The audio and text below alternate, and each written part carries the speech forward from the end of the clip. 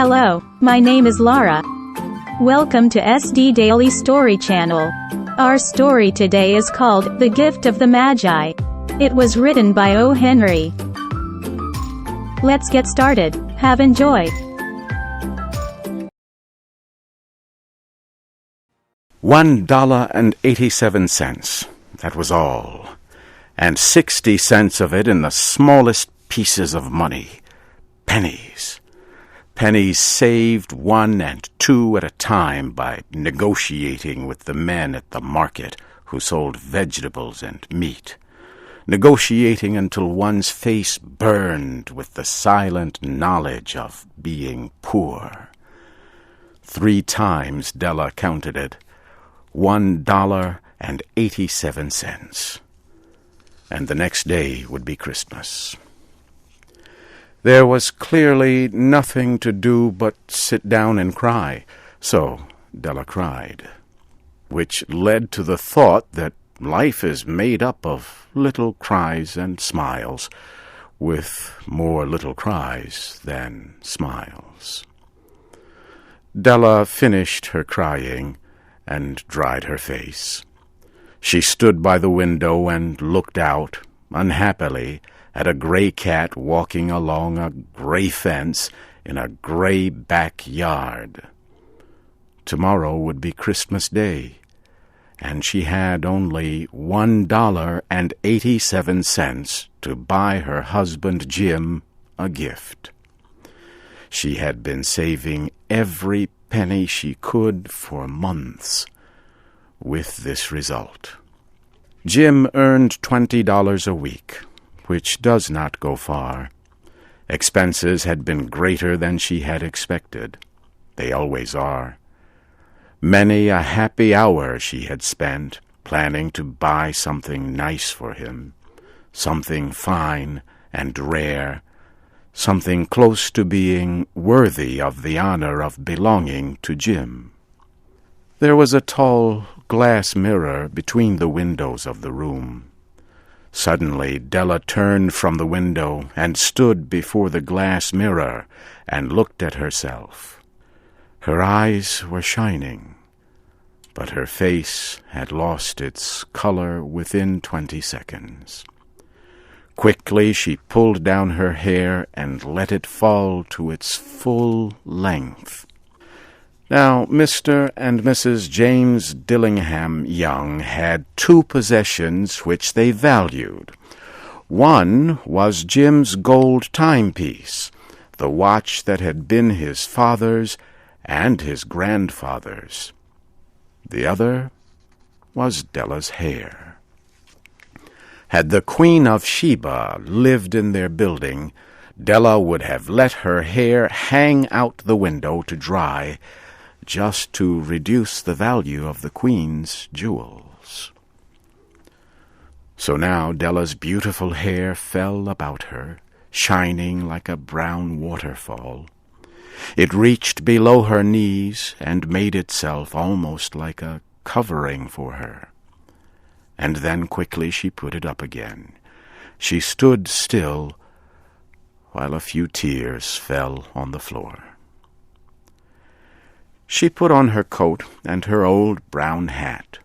With a quick motion and brightness still in her eyes, she danced out the door and down the street. Where she stopped, the sign read, Madame Sophronia, hair goods of all kinds.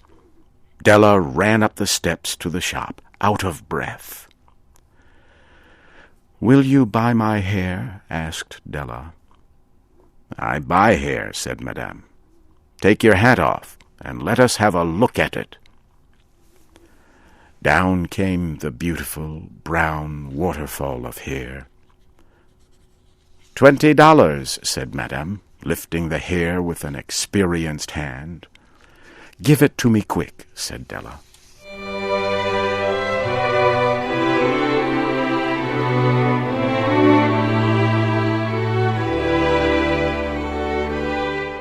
The next 2 hours went by as if they had wings.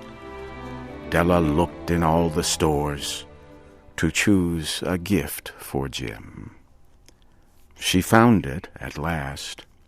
It surely had been made for Jim and no one else. It was a chain, simple round rings of silver. It was perfect for Jim's gold watch. As soon as she saw it, she knew that it must be for him. It was like him, quiet, and with great value.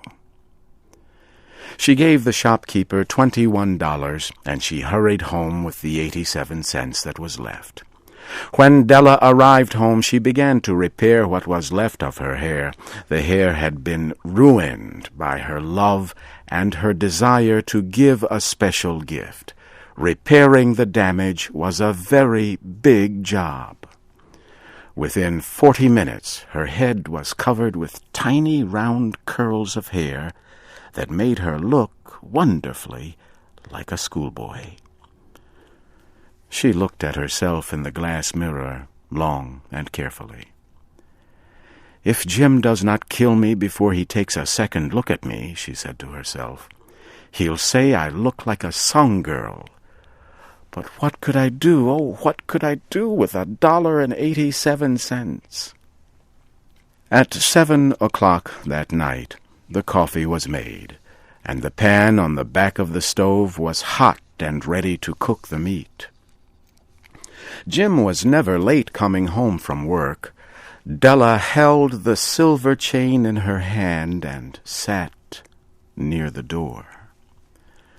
Then she heard his step, and she turned white for just a minute.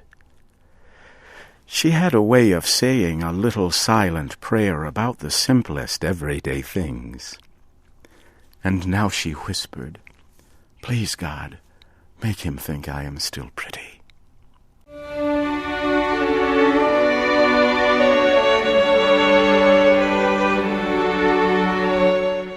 The door opened and Jim stepped in.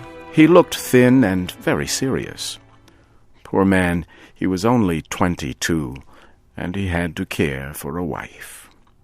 He needed a new coat and gloves to keep his hands warm. Jim stopped inside the door, as immovable as a dog smelling a bird.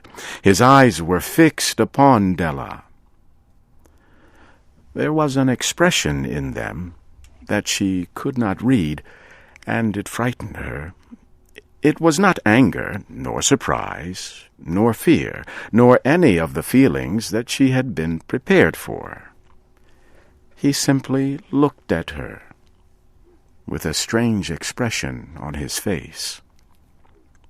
Della went to him.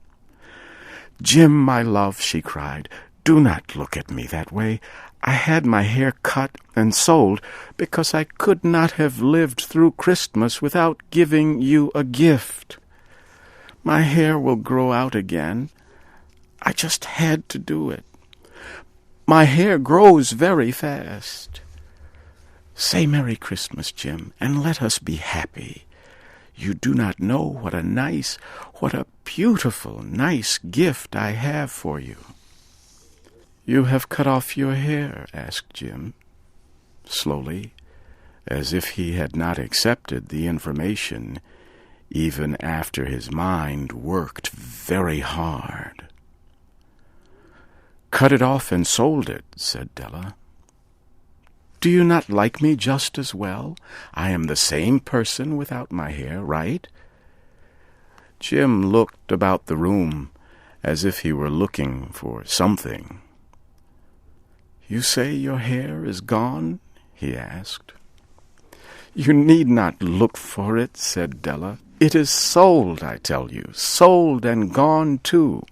It is Christmas Eve, boy. Be good to me, for it was cut for you.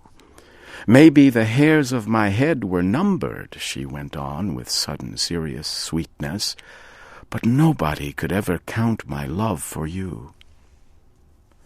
Shall I put the meat on, Jim?"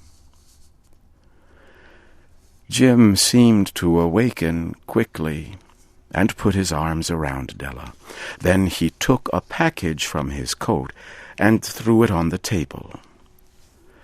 "Do not make any mistake about me, Dell," he said. "I do not think there is any haircut that could make me like my girl any less. But if you will open that package, you may see why you had me frightened at first." White fingers quickly tore at the string and paper. There was a scream of joy, and then, alas, a change to tears and cries, requiring the man of the house to use all his skill to calm his wife. For there were the combs, the special set of objects to hold her hair that Della had wanted ever since she saw them in a shop window. Beautiful combs made of shells, with jewels at the edge, just the color to wear in the beautiful hair that was no longer hers. They cost a lot of money, she knew, and her heart had wanted them without ever hoping to have them. And now the beautiful combs were hers, but the hair that should have touched them was gone. But she held the combs to herself, and soon she was able to look up with a smile and say, "My hair grows so fast, Jim." Then Della jumped up like a little burned cat and cried, "Oh, oh!" Jim had not yet seen his beautiful gift. She happily held it out to him in her open hands.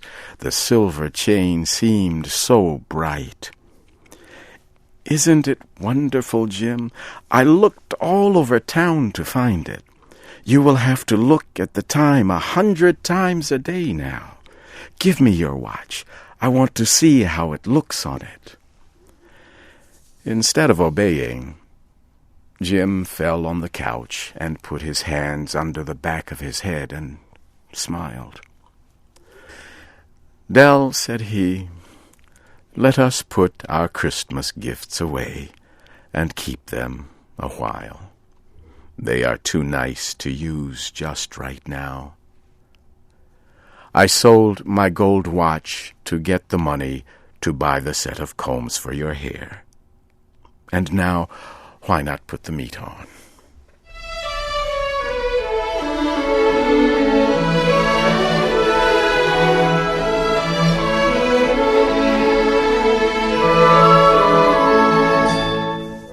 The Magi were wise men, wonderfully wise men, who brought gifts to the baby Jesus.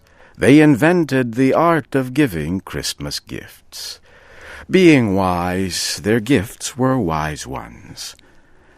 And here I have told you the story of two young people who most unwisely gave for each other the greatest treasures of their house.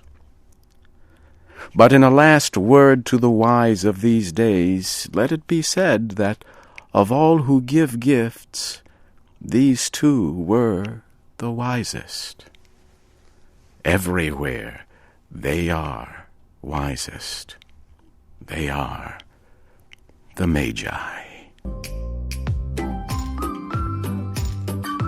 Hello again. I hope you liked the story. If you want to be notified of new stories, don't forget to subscribe. Have a good day.